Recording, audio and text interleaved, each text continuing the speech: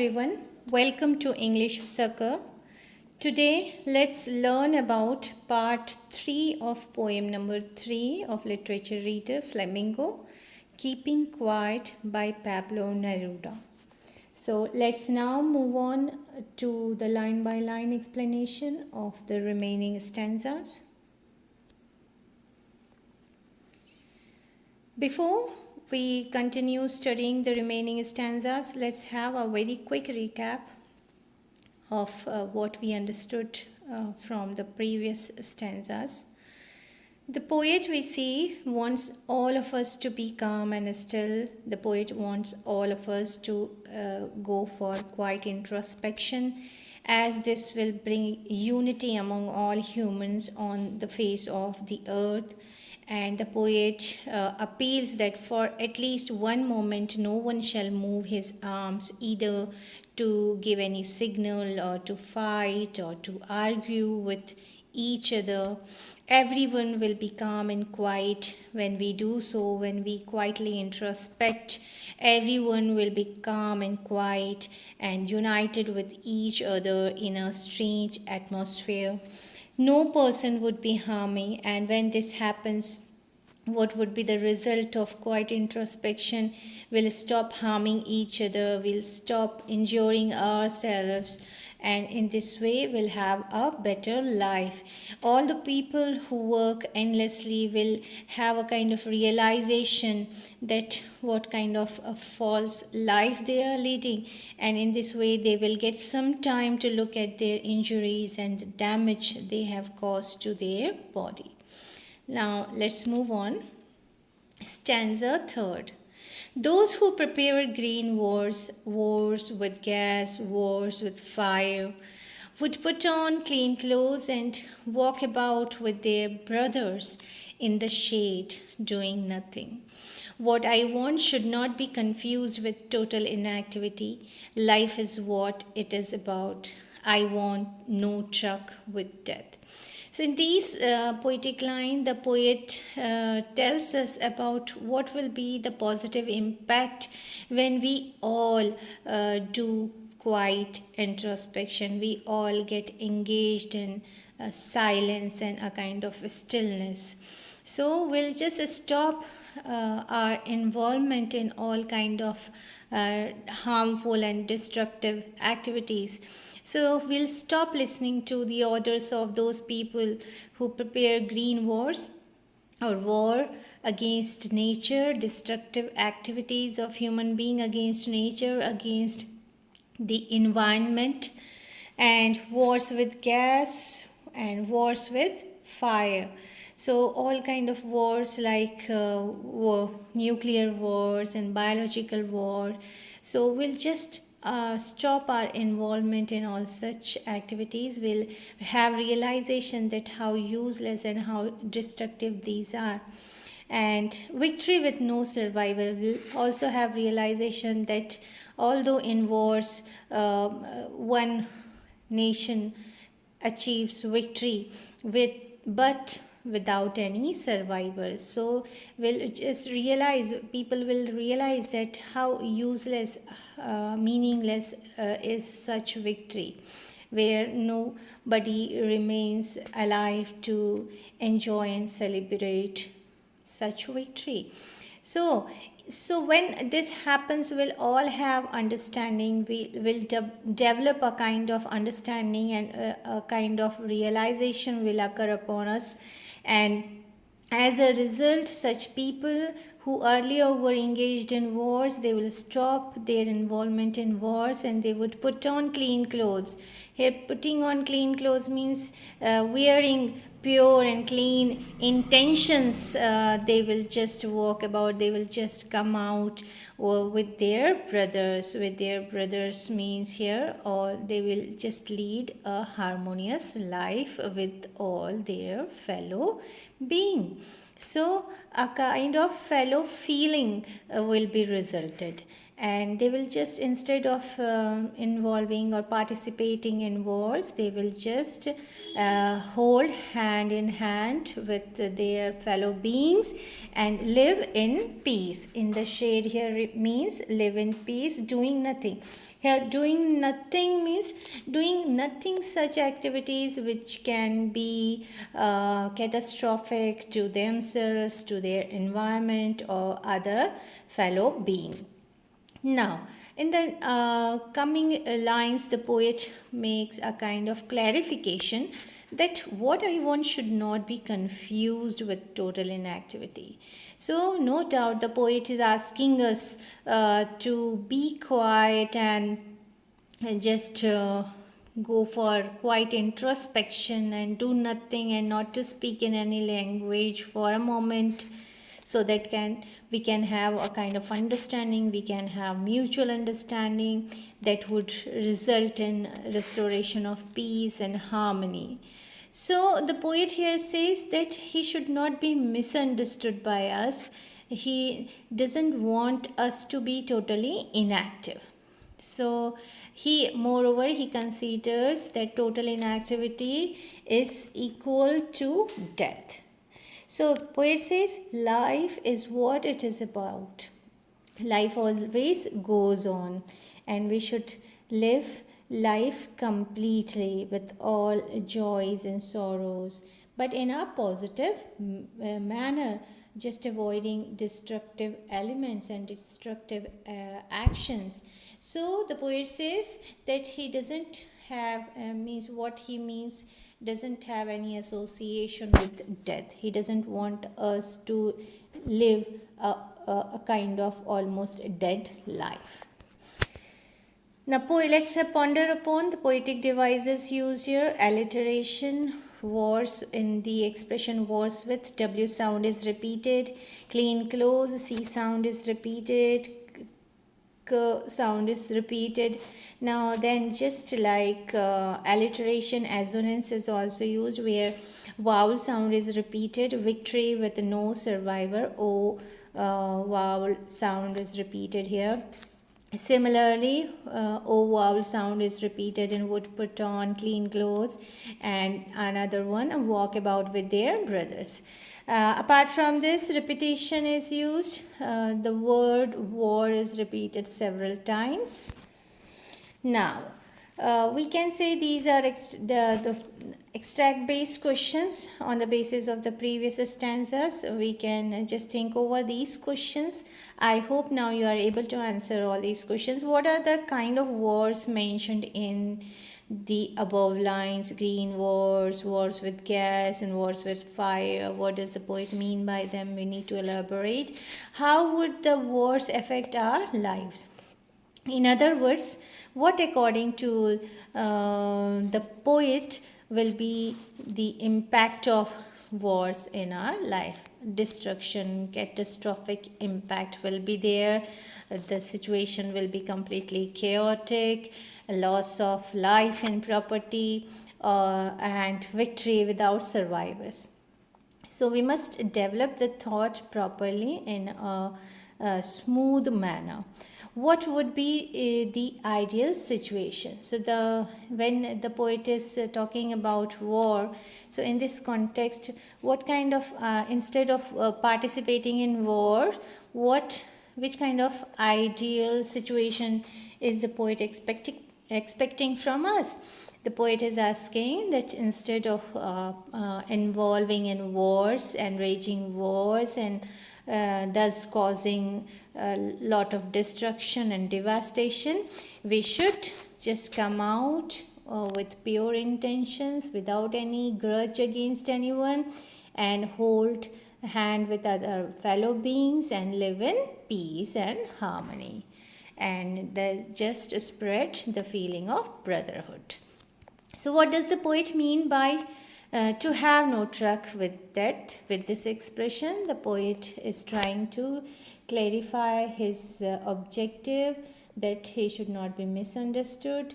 He has no association with death. He doesn't want us to lead a totally inactive life. What he wants us to do, quite introspection, but we must be productive through our actions and thoughts.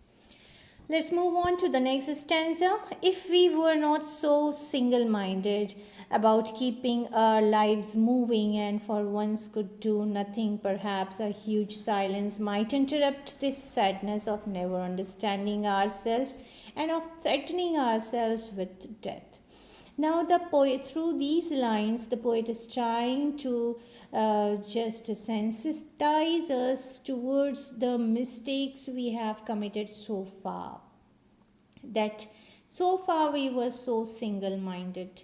So, single minded here means human beings, all human beings almost are very much ambitious, and everyone is having his or her personal goal and ambition, and we are just madly running after achieving such goals and objectives in our life. And moreover, we also have single mindedness, or a kind of selfishness, and a kind of materialistic inclination in life. So the poet says that the reason for the sadness or unhappiness in our life is that we were so far single minded. So, if we were not so single minded about keeping our lives moving, to keep our lives moving means to continue surviving, to continue our existence. We were so selfish and so narrow minded, we were so far. And as a result, we could not think of anything else, and for once could do nothing. And in the real sense, although materially we have, human beings have made a lot of progress in the world, and so many achievements have been accomplished by them, but if we talk about in the real sense, they could achieve nothing. So this lack of achievement gives a sense of sadness to the people. So, keeping this in mind, perhaps a huge silence might interrupt this sadness. So the poet says, so hence there is a great need of a huge silence. What does this expression, a huge silence, refers to? Quiet introspection, or keeping quiet will help us. If we just take a pause from all activities, all actions, and then we'll be able to have proper understanding of what we are doing, what we have done so far, and how those achievements could not help us to lead to happiness and just a prosperous life. No, there is no peace of mind.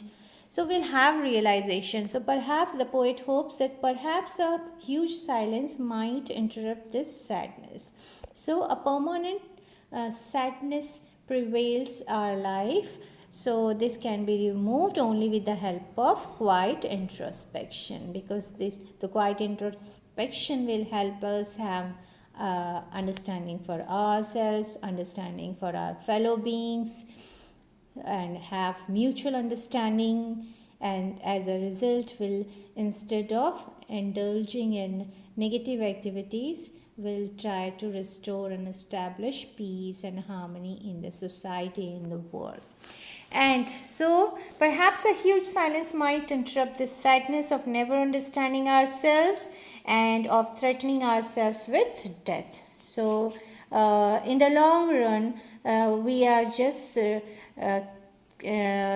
just threatening, endangering ourselves with death by our activities. Poetic devices, alliteration, we were so single-minded, and then a new poetic device for you, enjambment. And when enjambment is used, there is continuation of one poetic expression that goes beyond a particular poetic line and continues, and this is done without use of any pause and any punctuation mark, and thus the poet tries to just keep his thought smooth. So let's see here, look here, from here, and for once we could do nothing, perhaps a huge silence might interrupt this sadness of never understanding ourselves and of threatening ourselves with death. So just after moving, the next punctuation mark that comes is after death, almost after 6 poetic lines. So this is enjambment. Questions: what makes us sad, and what are we single-minded about our ambitions? So perhaps a huge silence might interrupt this sadness. What does the poet mean by this? Stanza 5, perhaps the earth can teach us. And just after pondering over all these different aspects of our life, the poet now says that perhaps the earth can teach us.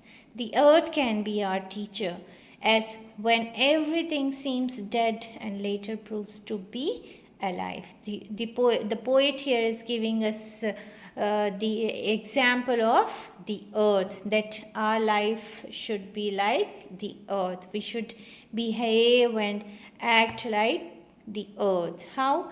When apparently everything on the surface of earth seems inactive and dead, but later on the earth proves to be full of life, source of life. So it almost throbs with life, and it just becomes a channel of different forms of life and continuation also of life from one generation to another generation.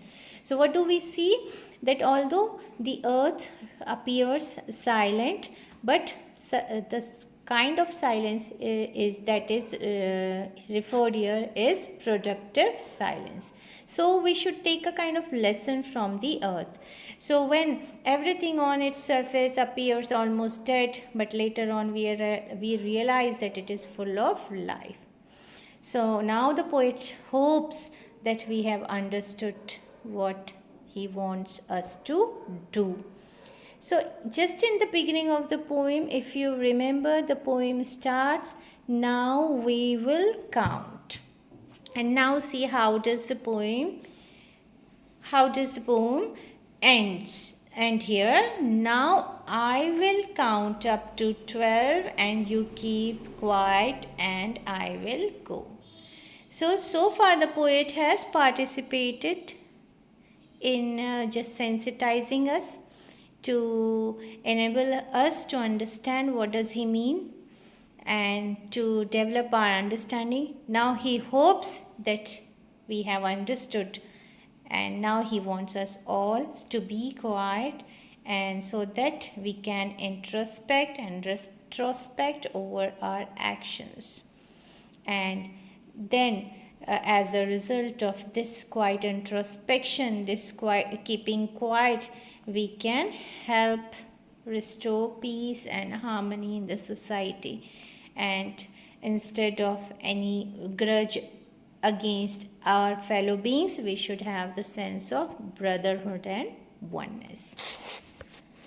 So this is the chief poetic device here, personification. When the poet says perhaps the earth can teach us, here personification is used. The earth is described as a teacher.